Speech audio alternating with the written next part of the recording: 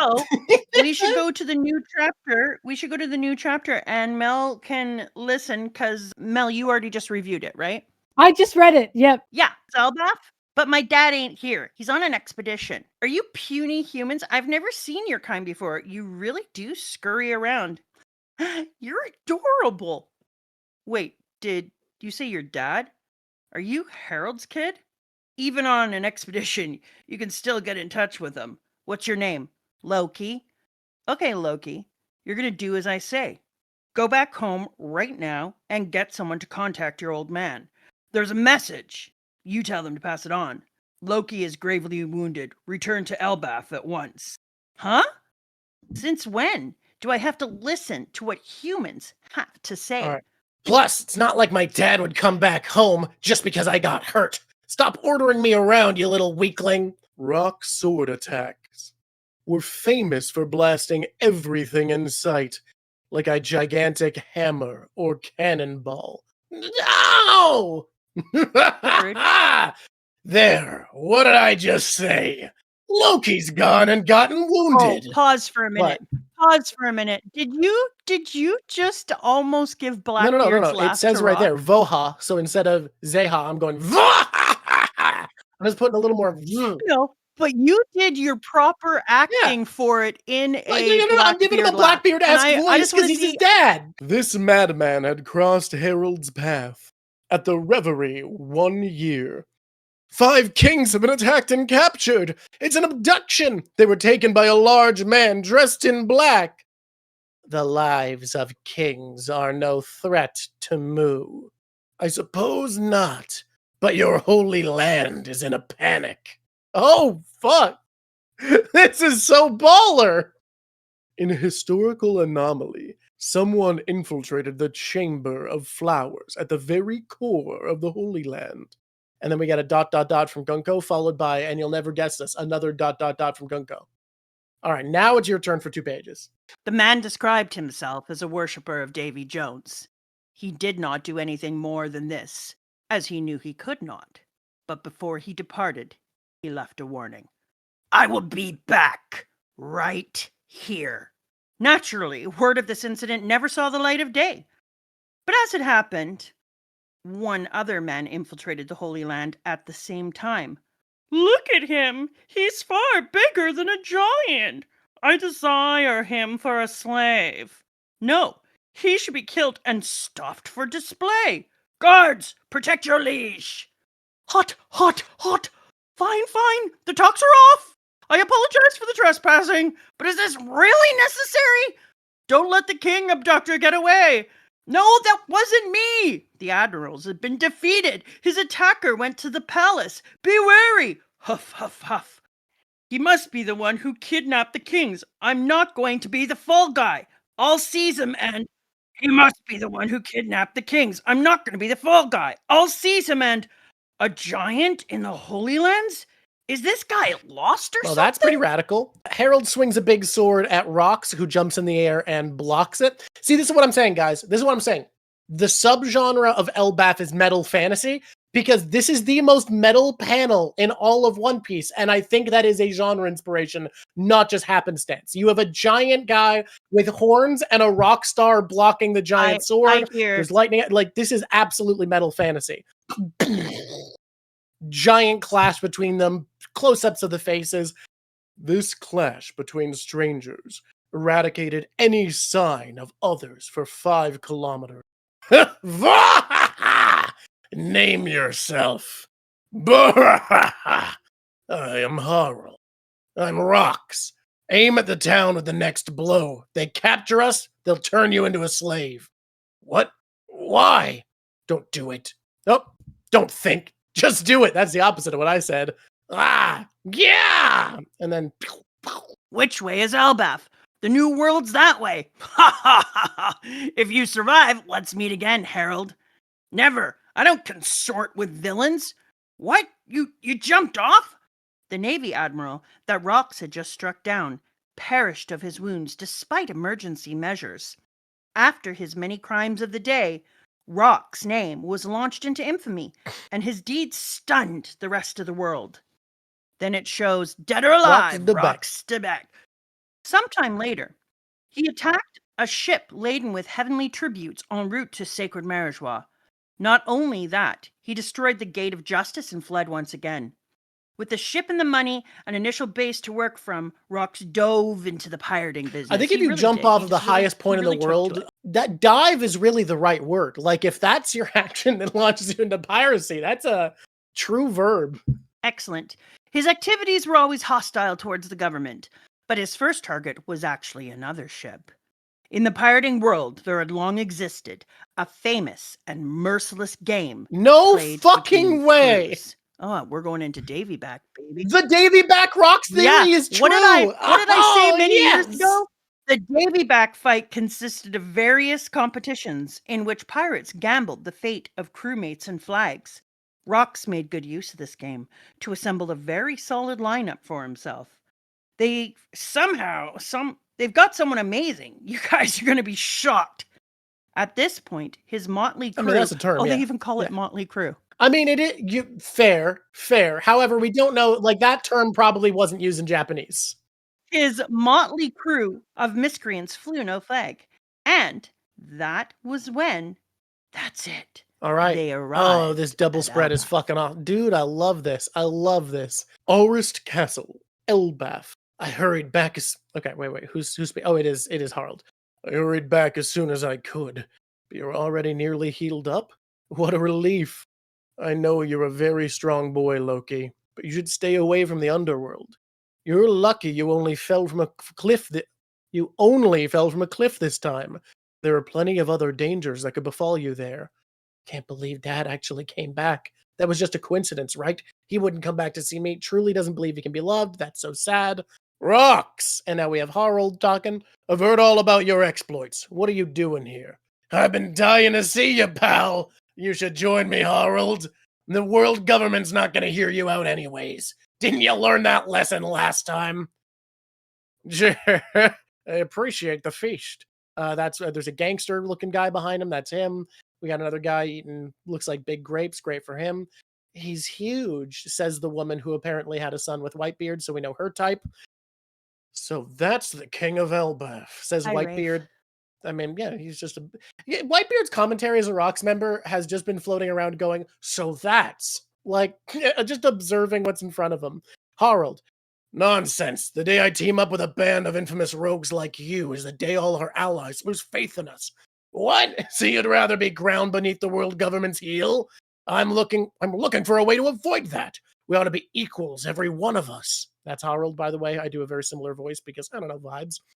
Now you're talking nonsense, Harald. Elbaf is a nation of mighty warriors. Anything you don't like, you're gonna smash to bits. That's ancient history. Elbaf is changing. People's nature doesn't ever change. I know that fighting blood in your veins is bubbling over. Can't we at least eat in peace? If you people follow this man, only disaster awaits you. Follow this fool! Oh, don't make me laugh, says Mobster Shiki, future golden line. We're all individuals. If Rox dies, it won't affect the rest of us in the least. Science Robert, Miss Buckingham Stussy. That's true, but his plan is very appealing to me. We're set on making a killing. Don Marlowe, gangster of the West Blue. You know about a full head? That island of exiles? Call it the Pirate Island. They ship out all the hardened criminals there so that country can handle their own prisons. I do need to point out that sentence it said a different thing than what you said. It said it's where people ship prisoners they can. Yeah. It was supposed to be a deserted island without food, where the damned simply wait to die. Wang Zi, and I'm going to call him Wangy. But in recent years, they survived and built up a settlement there. I hate his tongue so much. How do you think that happened? The pirate smuggler. It turns out there's a gold lode under the island, where the criminal underworld found out. They rushed to help mine it, and the prisoners made themselves a fortune. The government's seeing red. Have you figured it out yet? Have you figured out what full of lead is yet? Like the inspiration? Oh, god damn. Thanks, Melon. So what we're saying is Blackbeard's the king of Australia. Yeah. Yep. It's the gold rush. They sent all the convicts there, and then the Yep. gold rush happened. Yep. That's It's my kinda home, like- baby. It's kind of like I super wasn't even Australia, paying though. attention, and then you said, "Have you If- figured it out?" I'm like, "What are they talking?" Mel- And then I looked back and was like, "God dang it!" Mel, if you think about it, it's super Australia, though, because it was really just one country sending prisoners to Australia. In this world, it's like every country going, Australia? How could we lose? It's the mega Australia. It's ultra Australia. That island's crawling with vicious brigands. Get anywhere near it and they'll rob you blind. So we made a deal with the government. I says to them, if we get that island back, how much will you give us? If they're willing to pay us, sure, we'll raid Pirate Island and split the treasure between us. But we ain't giving the government the island or the prisoners. I'm gonna rule over Full Head. And I'll get the idiots who live there to help me build a pirate paradise. Can't you just see the dumbfounded looks on the government and the Navy's faces?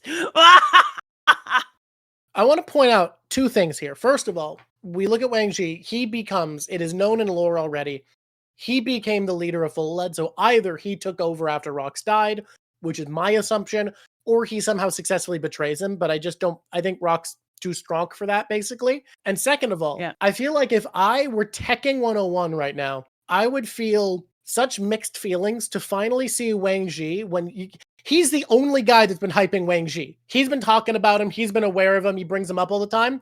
And to finally see the hidden guy in the lore that you've been talking about, and he just looks like worse caribou. That's got to feel away, right? This is just the prologue to my life. With that island as my base, I'll wipe out the Navy and bring the Holy Land to its knees. And in the end, I'll be the king of the world. If I was Harold, I'd put the fork into Rox and just eat them. Like, it's just time. When someone's talking like that, it's time to eat them. You're making an enemy out of the entire world? It's too much to handle. Go ahead and doubt me. Sooner or later, someone's gonna do it. There's no authority in the world that lasts forever. Let's go, Harold. If we team up, we're unstoppable. Save your breath. I'm king. You think I care? Let's go and take over the world. And then Loki's like, the world? The next thing Loki knew, his outlook on life had been saved 4 years later, after Harold ignored repeated invitations. Rox finally carried out his plan. The formidable lineup that joined him caused the world, let's get going, boys, to quake with terror. I gotta be real. Everyone was like, this is the most hype chapter ever. I feel like basically every single thing that happened here would be just my logical extrapolation of what was going to happen this chapter from the previous chapter and from what we already knew. Like I love it. Good. The hype was Harold and Rox clashing. That was the hype, and I was like, Yeah. was that it? Was that was the hype? That's Yeah. like I was expecting like a bigger lore drop or something, and yeah, it was that's- just them clashing, and I was like, that's- okay. Mel, I feel the exact same way. I'm like, Yeah. two strong guys clash swords in one piece, unheard of. Yeah, Drawk, you didn't react enough. You had to go, woo, Wah! woo! They're hockey! Oh my god, in they're one cock! You had to do that. I It was literally emo. kept waiting and being like, it can't be over. It can't say to be continued. Nothing's happened. Okay, It was just the clash. We're just not reading One Piece right, guys. I'm sorry. People are making some points. People are making some points. The fact that Rox broke into the Chamber of Flowers, pretty crazy. Nobody else has done that, and that immediately hypes Rox in a real way. And the Davy Pack stuff, no, it wasn't confirmed. That was a theory. This is not bigger than like the mural. I also like that this implies that we see how Blackbeard rules. We see his crew talk about him the way that Rox's crew talks about Rox. And this kind of implies that Blackbeard's leadership is way more similar to Luffy's than we give him credit to. The only thing that's missing is caring about each other. But the thing that they have in common is having a dream so big that other people whose dreams are smaller. I mean, it's very Griffith Berserk of this figure whose ambition burns so brightly, he gathers others' ambitions around him. Like, Blackbeard and Rox are Griffith type figures who have so much fire in them Now, that other people just want to stay warm by it. so are you assuming that Rox is not a great guy when you say that, because you're saying a Griffith type, but I don't agree with that. I don't think Rox is a Griffith type. I don't think Rox is a bad dude. I think we're assuming he is. I think Rox is going to not be the most evil man, but the fact that Roger felt the need to team up against him, I think there is going to be real bad to him. But we don't actually know what happened. That's true. We don't so know. you're saying that like we know, but we have to remember. I don't think Roger, because there's an assumption Roger doesn't like Rox. We don't actually know. Yeah. I think Roger was chill with Rox, because when I went back and reread Kuma's story and read God Valley, there didn't seem to be a maliciousness between Rox and Roger. They had one interaction, and it's Roger saying, "Wait, Rox," and Rox saying, "Get out of my way, Roger." And remember, we now know that Imu can take control of people. I think we are being led to believe Rox is bad, like evil. I don't think he is. So I think Roger was chill with him. So when I say Griffith type figure, I do mostly mean about the way both of them lead. For Blackbeard and Rox, I think the way they gather followers, the way they gather strength is similar to Griffith, where it is just that their ambition burns so brightly that others who have ambition, who have strength, are going to crowd to them. That they build a flock I have a question by too, the because wake they make. As far as whether he's a bad I know dude, we're saying that. Yeah. On the other hand, is there anyone who's looking to rule the entire world who is just purely good? Like, there's this idea that if you're looking to be the king of the entire world. That's what I'm not understanding, because I don't exactly know what Rox's ambitions are, because Buggy would like to rule the world with his fellas. I mean, Buggy's I don't pretty think bad. Buggy is evil. He did blow up the town for fun. He blew up the town for fun. But at the same time, when it comes to Rox, also they're pirates. But when it comes to Rox, it's like, I'm not sensing an exact maliciousness with ruling the world. I'm sensing total anarchy. Like, he just doesn't like the authority. He seems to be doing things to spite the Marines and to spite the world government. I'm not seeing Rox wanting to own slaves like Blackbeard is currently doing. I'm seeing him just wanting to spite the powers that be, personally. I'm not exactly sure I'd call that like a super bad guy. You know what I mean? I think we're heading to an era in One Piece of ethical complexity. Like, I think straight up good and bad is kind of something we're leaning away from. Yeah. I think we're even going to lean into finding out what happened that makes Emu believe total authority and order is necessary. Like, I think we are going to see that as well. But I'm questioning too, like, why did he choose to be in there with Emu? Like, why is he going in there? What are his goals? Aura farm. Yeah, but if there's an aura farming, then I'm still looking at his intentions. I'm not saying that I have full evidence that he's bad or good, and he can be a complex character, but we are being led to see him in a way for a purpose right now. Yeah. And so I'm looking forward to seeing what it is, but I also want to kind of suss it out and be like, okay, what do I think this purpose is? Why am I being told to see him in this way? And what is the switch that Oda's going to play? Yeah, that's what I was talking about when I did my chapter stream. Like, I just don't know his full intentions yet, so I can't decipher this guy right now.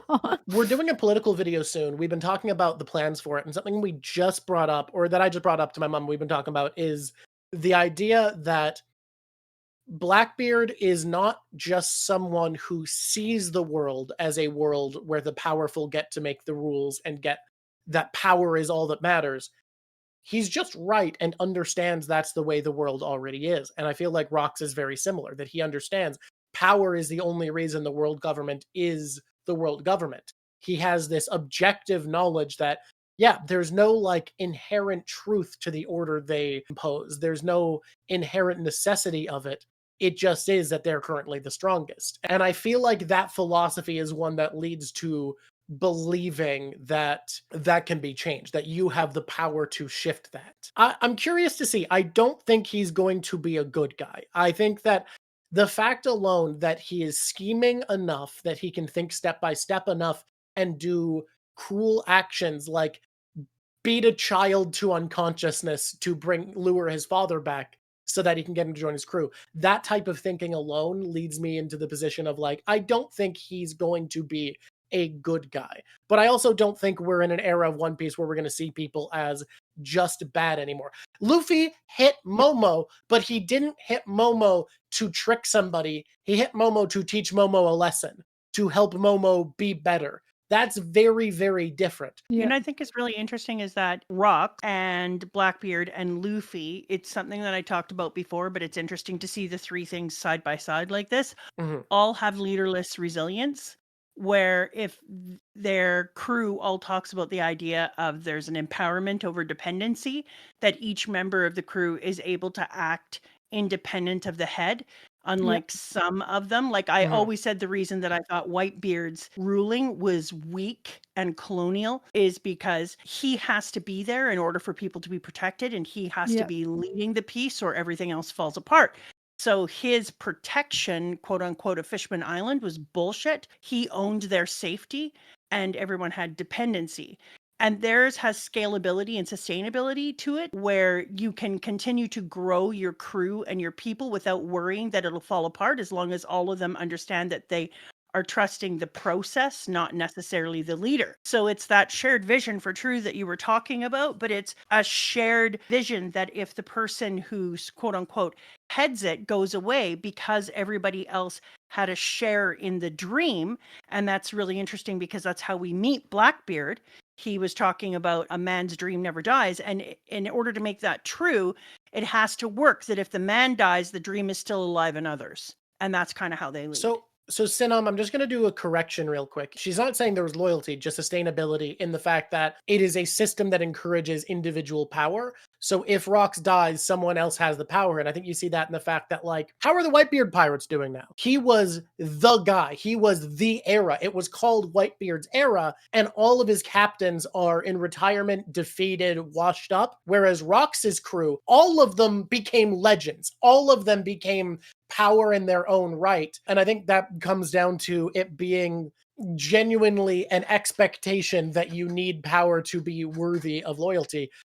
Mel, something that she mentioned there is the fragility of Whitebeard's power. Something we've been talking about that before we move on to Baratier that I want your opinion on is we've also been talking about the fact that Oda likes to talk about what makes a good leader, what's a good power structure. The series is boiling down to, at this point with the bigger figures, less and less things that separate Luffy from his opponents so that we can highlight on the specific differences. Most people agree that the plot is leading to a direction where Blackbeard will kill Shanks. So at some point, we're going to see Luffy beating Blackbeard as like the big decider on what the right form of leadership is. But before that, you'll have to see Blackbeard's form of leadership being seen as stronger than Shanks's. And my theory, the reading we've been proposing for that, is that if you look at Shanks, he sees his method of leadership as like an even more fragile version of Whitebeard's, where his idea is he is so strong, he can buy the freedom of others. His fleet is explicitly pathetic, and they're only allowed to live freely by sailing in his wake and being protected by his strength. And he doesn't seek to build up others at all. I was going to say, I think this may be controversial. I think Shanks's leadership is very, very weak. And the reason I think so is because his heart's not in it. I think, and like a lot of people were like, because I was freaking out because he was like, oh, I just want to live a life with Buggy. That's all I wanted. A lot of people were going, ah, ha, ha. Because of course, like I was going, oh my God, Buggy and Shanks. But there was also something else in there that's saying Shanks doesn't want to be here. He doesn't want to do this. And what we know when it comes to One Piece is ambition and willpower. I'm not seeing that in Shanks. I'm just seeing a guy who's doing his 9 to 5. And I can't see someone like that being a powerful leader. And I just see a man going through the motions. You know? And I think he has a real will, and the will is for the people around him to be happy. And that's where his strength, that's where his personal strength comes from. But because he doesn't have that type of ambition that's infectious like Blackbeard or Luffy, he's not giving other people more will to power themselves. He's not giving everyone else something to fight for and believe in. He's just like, yeah, I'm going to take care of those around me, because we see him do that for Elbaf, we see him do that for Luffy, but that's it. But that's the saddest part, because he had that ability. And the reason I know he had that ability is because Buggy is the first ever person he inspired. And then Buggy was like, wow, Shanks is so incredible. I want to see him become the Pirate King. And then Shanks hesitated. And that broke Buggy apart. Well, and it made Buggy weaker, because we see a Buggy with more resolve and potential now that he's found a new way to have a dream.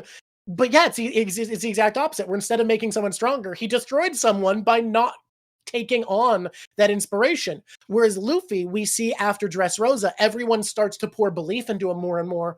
And he realizes, oh, I need to accept that. I can't just turn everybody away. I need to accept the position that who I am puts me in. And it makes him stronger. And it makes everyone around him stronger. Like the Four Emperors saga. I see something else too in it. I see that because Shanks was put in a position where he felt like he'd been orphaned, he left his family, he was taken away from his twin, which I think would be a really, really difficult thing that we're not taking into account, that he didn't just have a brother, he had a twin brother. And that he saw in Whitebeard this opportunity to have family again, that when Whitebeard passed, it was almost like Shanks just was like, I guess I'm daddy now.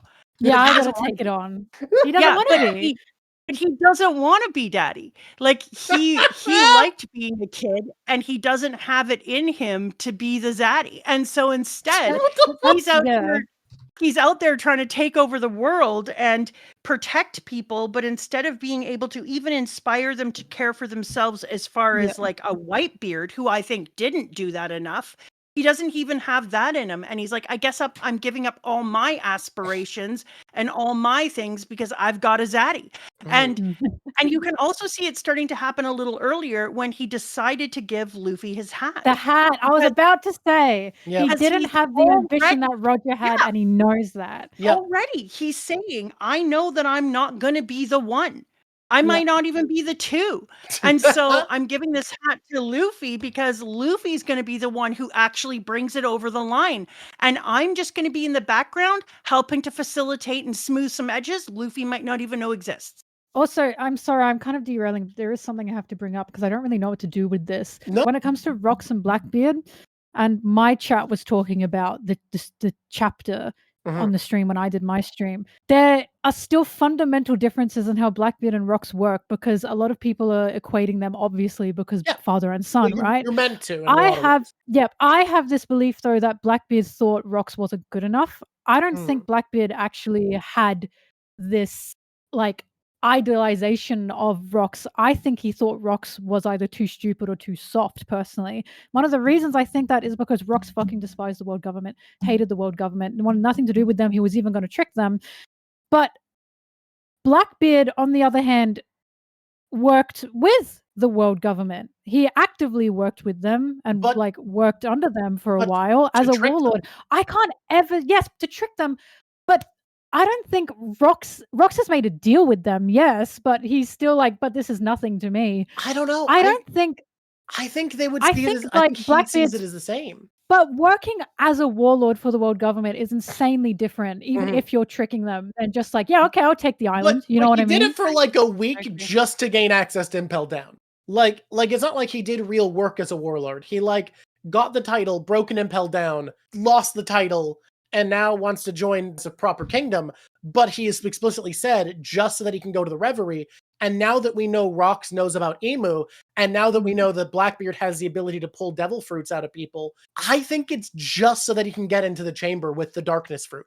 Like, I think he does see himself as Rocks' inheritor, because I think he needs the darkness fruit in the chamber flowers. And this is going to go into me going fully crazy. You want to talk going off the rails?